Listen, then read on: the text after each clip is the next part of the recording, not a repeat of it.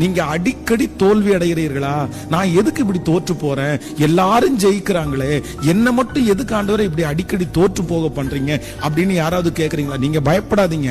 நீங்க அடிக்கடி தோற்று போவதற்கு காரணம் உங்க இருதயத்தை கர்த்தர் பலப்படுத்துறாரு, உங்களை ஸ்ட்ராங் பண்றாரு. தோல்விகளை பார்த்து பழகின ஒருத்தர் ஜெயத்தை பார்க்கும்போது கண்டிப்பா நிறைகுடம் தழும்பாதுன்ற மாதிரி நீங்க பெருமைக்கு போக மாட்டீங்க. அந்த ஜெயம் உங்களுக்கு பெரிய வெற்றியா இருக்கும். ஆனா இன்னொரு விஷயம், சிலர் என்ன பண்ணுவாங்கன்னா அவ்வளவு ஜெயிச்சிட்டே வருவாங்க, ஒரு தோல்வியை பார்த்த உடனே இவங்களால அடுத்த ஸ்டெப் எடுத்து வைக்கவே முடியாது. ஆண்டவருடைய பிள்ளைகளுக்கு கண்டிப்பா இதுல நீங்க ஒரு ஞானத்தை கர்த்தரிடத்துல கேட்கணும். எந்த இடத்துல நீங்க தோற்று போனாலும் ஒண்ணு நினைச்சுக்குங்க, அதுல ஒரு நன்மை இருக்கும். நீங்க தோற்று போனீங்களா, நீங்க பயப்படாதீங்க.